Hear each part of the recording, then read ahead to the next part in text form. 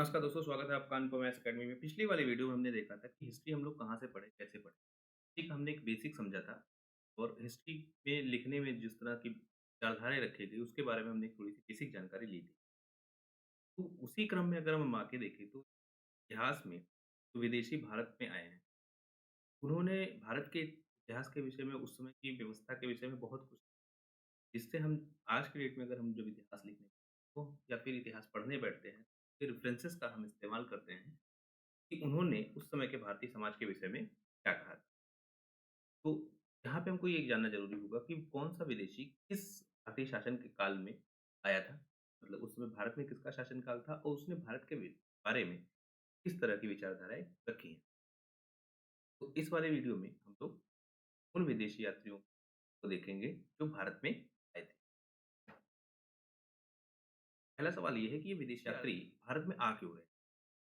इनके आने के डिफरेंट डिफरेंट पर्पसेज़ होते हैं। किसी एक पर्पज़ के साथ भारत में आते हैं। में आप देख सकते हैं कुछ लोग व्यापार करने आएँगे और कुछ लोग राजनीति के लिए आएँगे। राजनीति के मतलब कि जैसे किसी राजा के साथ आते हैं या फिर किसी युद्ध में वो लोग आते हैं और उसके बाद हिस्ट्री उस समय की लिखते हैं। जैसे आप देखेंगे कि मेगास्थनीज़ के बारे में देखिए अगर आप, एक तरह की राजनीति है। व्यापार करने के लिए आप देखिए भारत का व्यापार यूनान से काफ़ी लंबे समय से था। तो इन सब से बहुत लंबे टाइम से व्यापार था। तो यहाँ के व्यापारी आते थे, कुछ लोग भी आते थे, जो लोग भारत के इतिहास के विषय में कुछ न कुछ अपने लेखों में लिख के गए हैं। राजनीतिक इतिहासकार भी आएँगे और शिक्षा प्राप्त करने भी बहुत सारे इतिहासकार आएँगे। इतिहासकार का मतलब विदेशी यात्री बहुत सारे आएँगे शिक्षा प्राप्त करने के लिए और वो भी भारत के विषय में बहुत कुछ लिखेंगे और अन्य भी आएँगे, मतलब इनके अलावा भी कुछ ऐसे लोग हैं जो भारत में आएँगे। देखिए, जब भी आप विदेशी यात्रियों के विषय में शुरू कीजिए तो आप ये ध्यान रखिए कि उनका आने का उद्देश्य क्या है? उद्देश्य क्या है ना? उद्देश्य अगर आपको याद रहे, आप ये समझ पाएँगे कि जो वो लिख रहे हैं, उसके पीछे भावना क्या है? कि बेसिक अंडरस्टैंडिंग क्या है, वो किस भावना के साथ लिख रहे हैं। दरअसल इसमें क्या होगा, आप ये समझ पाएँगे कि उन्होंने जो लिखा है, वो कितना सही है और कितना गलत है। आप एक एनालिसिस कर पाएँगे कि जो उन्होंने लिखा है भारतीय समाज के बारे में या भारत के राजाओं के बारे में, उसका आप एनालिसिस कर पाएँगे। जैसे देखिए, जैसे कोई मान लीजिए कि राजनीतिक कोई विदेशी है, वो भारत में आता है कि अपने राजा के साथ, ठीक? जैसे सेल्यूकस के साथ ये आ रहा है, मेगास्थनीज़। अब ये मेगास्थनीज़ क्योंकि सेल्यूकस के साथ आ रहा है, तो ये सेल्यूकस के बिल्कुल विरोध में नहीं लिखेगा और भारतीय समाज को बहुत अच्छा नहीं, शिक्षा प्राप्त करने को ही आएगा, वो भारतीय समाज का एक हद तक काफ़ी अच्छा लिखेगा।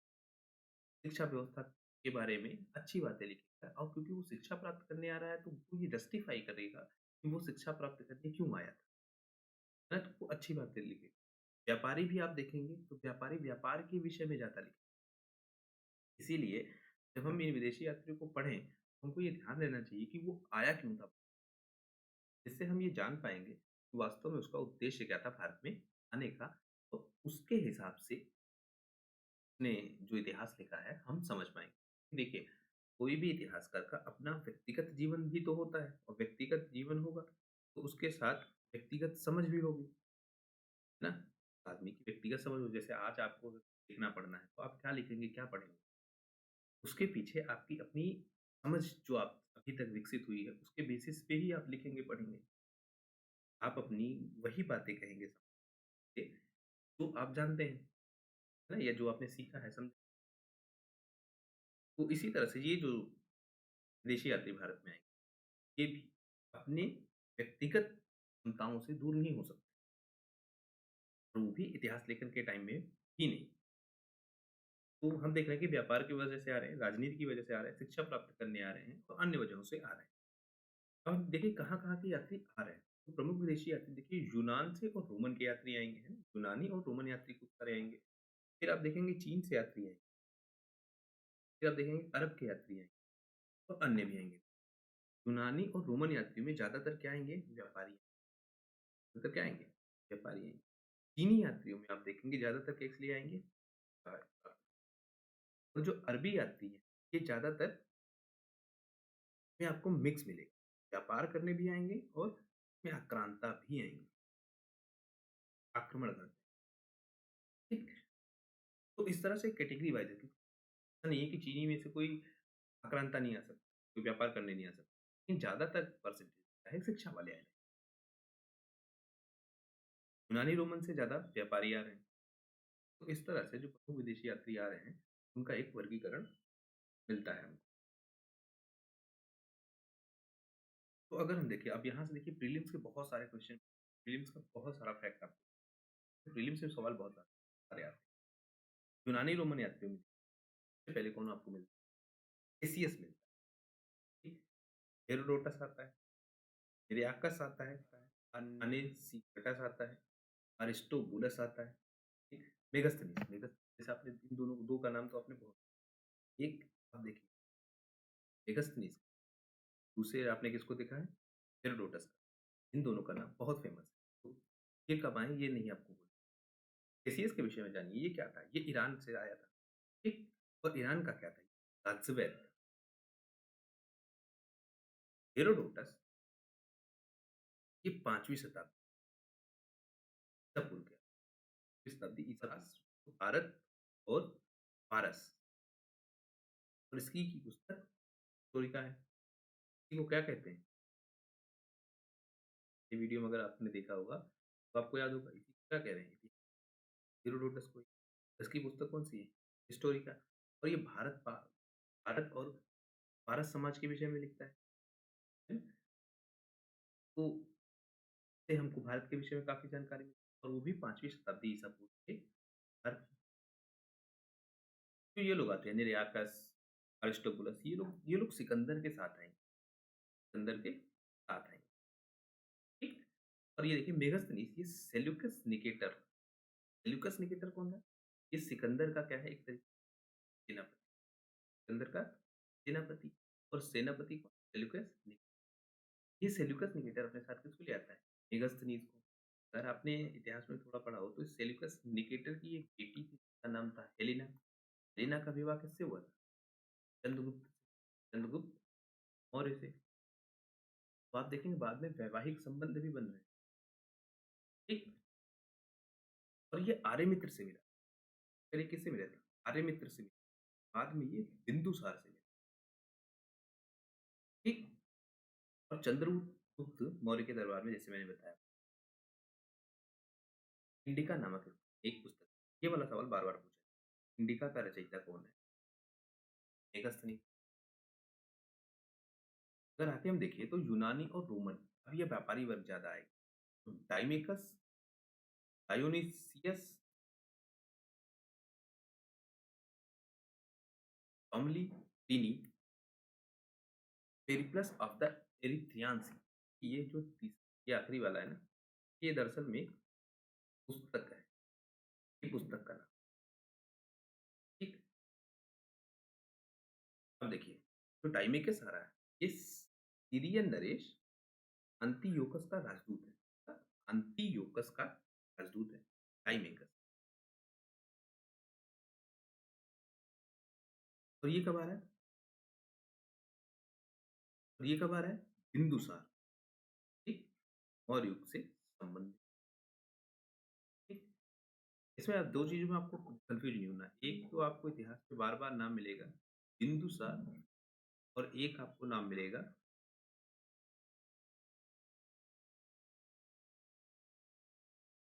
बिम्बिसार, बिंदुसार और बिम्बिसार। देखिए, इतिहास के अगर क्रम में आप देखेंगे, एक तो आपको मिलेंगे चंद्रगुप्त मौर्य, ठीक? इस चंद्रगुप्त मौर्य का पुत्र कौन मिलेगा आपको? बिंदुसार। बिंदुसार का पुत्र कौन है? अशोक। ठीक, यहाँ तक आप ध्यान रखें। तो ये टाइमेकस आ रहा है बिंदुसार के, मतलब ये भी मौर्य युग में आ रहा है। डायोनियस आएगा, डायोनिसियस आएगा। ये मिशनरिस शामली फिलेहल्फस का राजदूत। देखिए ये सारे लोग मौर्य समाज में ज़्यादा क्यों? मौर्य समाज ज़्यादा क्यों आए? क्योंकि मौर्य समाज का आप, एक तो क्षेत्र बड़ा, ठीक और आपने इसी में नाम सुना होगा चंद मौर्य का नाम सुना, ठीक आपने नाम सुना बाद में अशोक का, ठीक अशोक के साथ क्या है, अफ़गानिस्तान से लेके और इंडोनेशिया तक इनडायरेक्ट कब्ज़े में, तो क्षेत्र बड़ा है, चक्रवर्ती सम्राट है अशोक। तो जब इसका क्षेत्र बड़ा है, तो व्यापारी ज़्यादा आएँगे, है ना? क्योंकि जितने ज़्यादा क्षेत्र पे एक का अकेले का शासन है और शासन व्यवस्था अच्छी होगी तभी इतने बड़े क्षेत्र पे वो कब्ज़ा भी कर पाएगा। प्रशासनिक नीति अच्छी होगी तभी इतने बड़े क्षेत्र पे कब्ज़ा कर पाएगा। जब उसने इतने बड़े क्षेत्र पे कब्ज़ा कर रखा अशोक ने या उससे पहले चंद्रगुप्त मौर्य ने जिसकी नींव रखी थी और चंद्रगुप्त मौर्य के साथ भी अगर आप देखिए तो साथ एक नाम जुड़ता है सबसे महान चाणक्य का। तो इतने बड़े जो प्रशासन की इन्होंने नींव रखी है और इतने बड़े क्षेत्र पे इनका शासन, तो ज़ाहिर-सी बात है स्थिरता ज़्यादा होगी और जब ये स्थिरता ज़्यादा होगी अंदर, तब विदेशी व्यापारी ज़्यादा आएँगे, विदेशों से व्यापार ज़्यादा होगा और ये अशोक के दरबार में आता है कौन? डायोनिसियस, टॉमली वो क्या कहते हैं? बोल का क्या कहेंगे? बोल का और इसकी पुस्तक क्या है? भारत का भूगोल नामक एक पुस्तक इसने लिखी। प्लिनी, प्लिनी की एक किताब है नेचुरल हिस्ट्री नेचुरल एक किताब जो ये है, कि लेखक का नाम नहीं पता है। पेरिप्लस ऑफ द इरिथ्रियंस लेकिन ये समुद्री जो मार्ग है, व्यापार मार्ग, समुद्री व्यापार मार्ग, के विषय में ये बहुत पेरिप्लस ऑफ द इरिथ्रियंस तो इस पुस्तक के राइटर का नाम हमको नहीं पता है, लेकिन ये समुद्री व्यापार के बारे में बहुत कुछ और ये 80 ईस्वी में कौन से 80 ईस्वी में हिंद महासागर की यात्रा पर आया था। ऐसा माना जाता है कि कोई व्यापारी था, व्यवसायी था, जो हिंद महासागर की यात्रा पे आया था जिसने ये पुस्तक लिखी यात्रा के दौरान। तो वो व्यापारी कौन था ये बात पता नहीं लगी, लेकिन उसने बहुत कुछ लिखा है व्यापारिक मार्ग के बारे में, व्यापार के विषय में, काफ़ी कुछ उसने तो इससे भी हमको इतिहास का ज्ञान होता है। यूनानी और रोमन के बाद हम देखें तो चीनी, चीनी बहुत और चीनी से ही बहुत ज़्यादा क्वेश्चन तो आपने पाहियन संयुगन, संयुगन का दरअसल क्वेश्चन कम आते हैं संयुगन पर ये भी अगर आपको फँसना होगा, तो इसका नाम भी उठा के आपको दे देंगे और इससे पूछ लेंगे कब आया? मेनसांग सबसे फेमस, इत्सिंग और मातवान लिन और चाओ जू कुआ, ये लोग मेन हैं जो प्रमुख चीनी यात्री हैं जो भारत में आते हैं। पाहियन देखिए, पाहियन कब आएगा? पाहियन आएगा गुप्त काल और चंद्रगुप्त देखिए चीनी यात्री ज़्यादातर आएँगे बौद्ध शिक्षा के लिए और ये बौद्ध धर्म से प्रभावित तो जब बौद्ध धर्म तब सबसे ज़्यादा फेमस कब होगा? अशोक के बाद, अशोक के बाद भारत में या अशोक के बाद या उस अशोक के समय बौद्ध धर्म तो ये सब आपको ऐसे ही लिंक करके याद करना है, तभी आप अटेम्प्ट कर पाएँगे कौन किसके तो ये लोग बाद में इस आएँगे। तो फाहियन कब आ रहा है? गुप्त नरेश के टाइम। संयुगन और मध्य प्रदेश के विषय में फाहियन। उसके बाद देखिए 14 साल तक की भारत इसने भारत का वर्णन किया है ओक्यो क्यू के नाम से। इसमें भारत को इसने क्या कहा? टिएनचु, टिएनचु। भारत का नाम क्या दे रहा है? टिएनचु और फोको क्यू नामक ये वर्णन अपना इसको फाहियन। आपको ये भी ध्यान रखना होगा कि अलग-अलग राइटर्स ने भारत के अलग-अलग नाम में ज़ाहिर-सी बात है कि अपनी क्षेत्रीय भाषा का प्रभाव जैसे आपने पहले देखा कि भारत का नाम एक तो भारत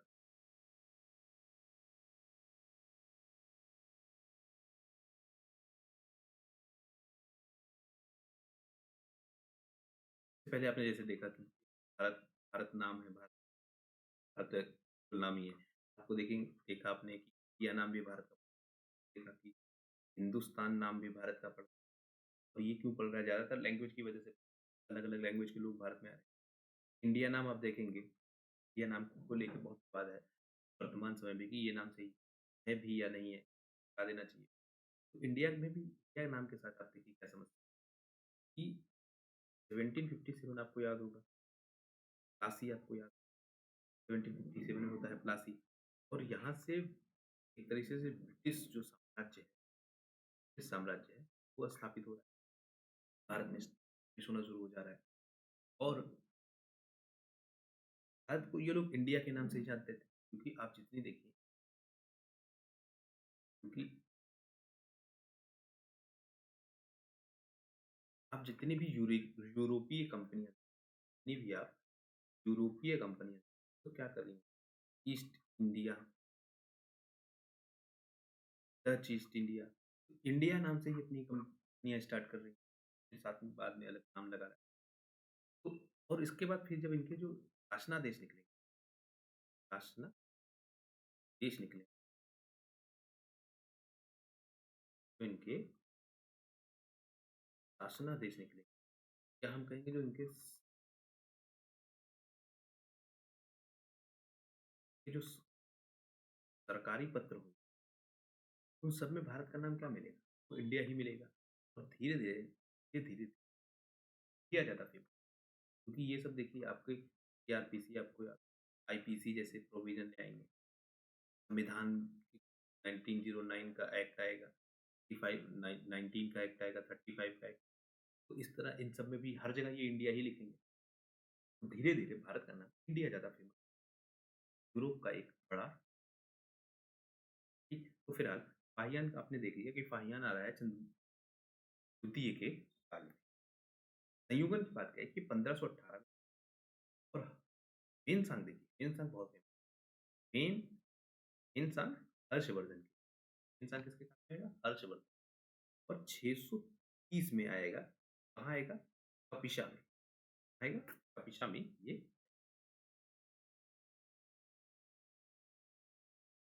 ये भी 15 साल तक रहेगा। ये भी कौन रहेगा? 15 साल तक रहेगा, हेनसांग और ये नालंदा विश्वविद्यालय में जिसमें ये नालंदा विश्वविद्यालय में पढ़ने आता है, उसका कुलपति कौन रहता है? चील इसका भ्रमण वृत्तांत क्या है? ईयू तो आपने 2 नाम देखे, वो जो कि ठीक वो क्योंकि कौन लिख रहा है? फाहियान। सी क्योंकि ईयू की कौन लिख रहा है? इंसान। तो आपको ये ध्यान रखना होगा, कौन-सा कौन लिख रहा है। उसके बाद देखिए इसने 138 देशों का विवरण ये जो एक है ये बहुत डाइवर्स लिखता है इंसान। तो इसने भारत का ही नहीं, भारत के अलावा भी बहुत सारे देशों का भ्रमण भी किया है और वर्णन भी किया। एक अब जाहिर नहीं कि 138 देश भी गया होगा, लेकिन इसके विवरण से जो हमको ज्ञात होता है, 38 देशों का इतिहास तो उसने इतने देखो देशों का इतिहास कवर किया है। ज़रूरी नहीं पूरा इतिहास कवर किया पर पार्ट्स में भी कवर किया है, थोड़ा-थोड़ा भी लिखा है। तो इतने देशों का उसने विवरण लिखा है। इसीलिए इसको आप क्या कहते हैं? प्रिंस ऑफ पिलग्रिम्स कहते हैं, यात्रियों का राजकुमार कहते हैं। इसको हिंसा आपसे पूछेगा यात्रियों का राजकुमार किसे कहते हैं या प्रिंस ऑफ पिलग्रिम्स किसको? तो आप किसका नाम लेंगे? हिंसा। इसने भारत को क्या नाम दिया है? किंतु किंतु इसने क्या नाम दिया था? किएंतु माहियान ने क्या नाम दिया था? किएंतु और ये क्या नाम दे रहा है? किंतु इत्सिंग जो है 7वीं शताब्दी में इत्सिंग कब आ रहा है? 7वीं और ये भी देखिए नालंदा आ रहा है, विक्रमशिला आ रहा है, दोनों जगहों पे ये आ रहा है। मातवानलिन मातवानलिन हर्ष के पूर्वी अभियान हर्ष के जो पूर्व में अभियान हर्षवर्धन तो उनके विषय में भी ये लिख रहा है और चाओजू कुआ ये देखो ये दक्षिण भारत में चोलकालीन इतिहास का प्रकार तो देखो जो दक्षिण भारत में आ रहा है वो नाम क्या है? चाओजू कुआ ज्यादातर बाकी का उत्तर भारत मातवानलिन हर्षवर्धन का भी वर्णन और उसके पूर्वी अभियान को भी बताता है। तो ये नाम किसके आपके लिए जरूरी है? चाओजू कुआ प्योर द्रविड़ संस्कृति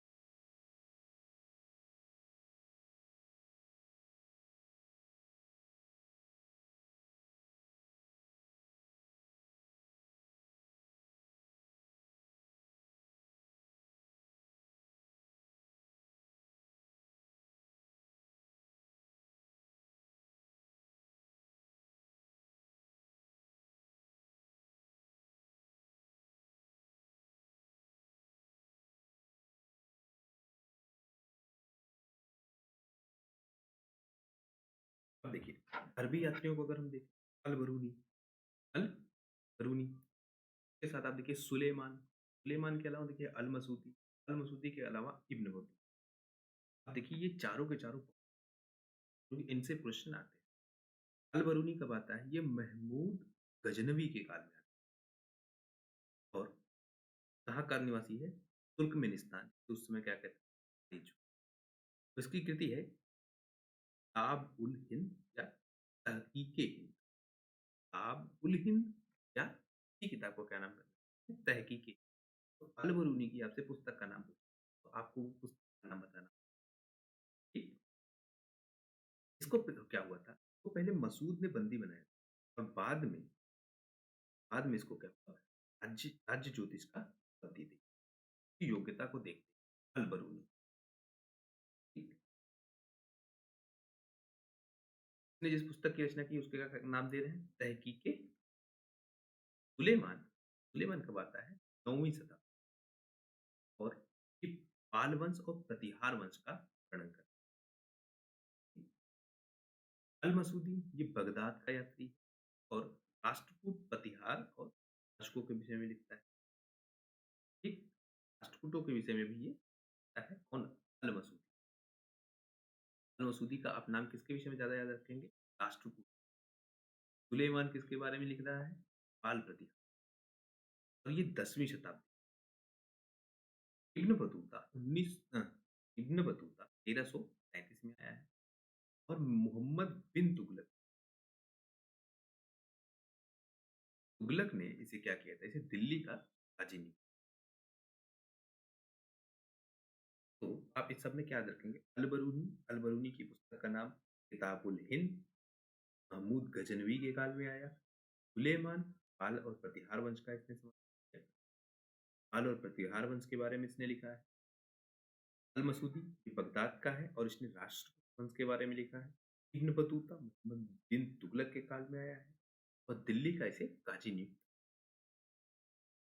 अरबी यात्रियों के बला आप अरबी यात्रियों के बाद आप देखेंगे फारसी यात्री फिरदौसी, मिनहाल उल सिराज, जियाउद्दीन बरनी और अब्दुल रज्जाक।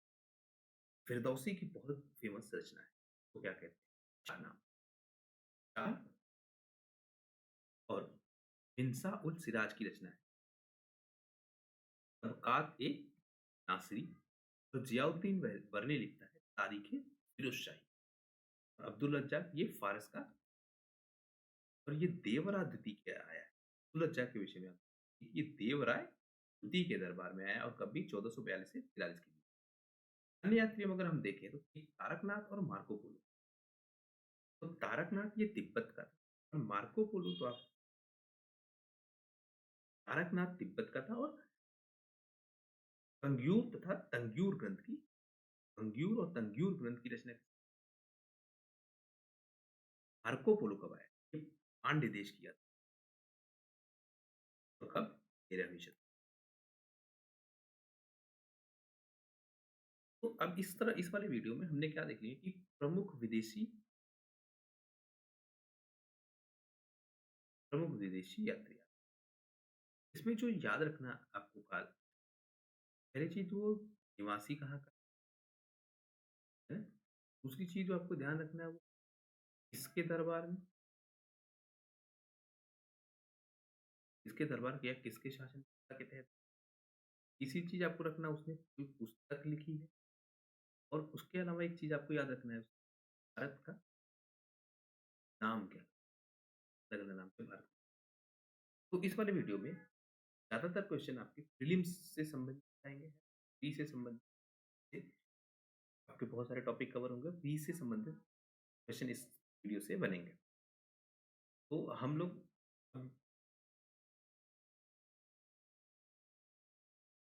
लोगों ने वो सारे प्रमुख यात्री कवर कर लिए जो भारत आ रहे हैं और भारत के विषय में कुछ ना कुछ। तो जुड़े रहिए आप लोग इस चैनल। धीरे धीरे हम लोग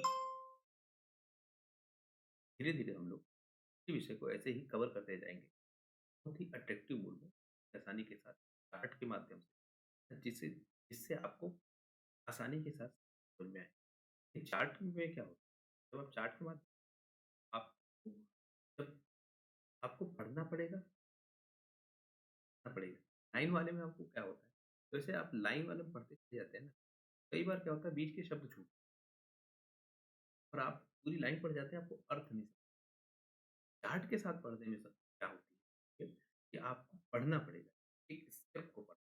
जब आप एक-एक स्टेप पढ़ेंगे तो आपको छूटेगा नहीं, है ना? और क्योंकि एक दूसरे से जुड़ा होता है, एक चार्ट एक तो ये किसी दूसरे से जुड़ा होगा, तो इनमें आपस में लिंक होगा। तो आप लिंक कर के जब पढ़ते चलेंगे, तो आपको बहुत आसानी होगा। तो जुड़े रहिए आप लोग इस चैनल आप सब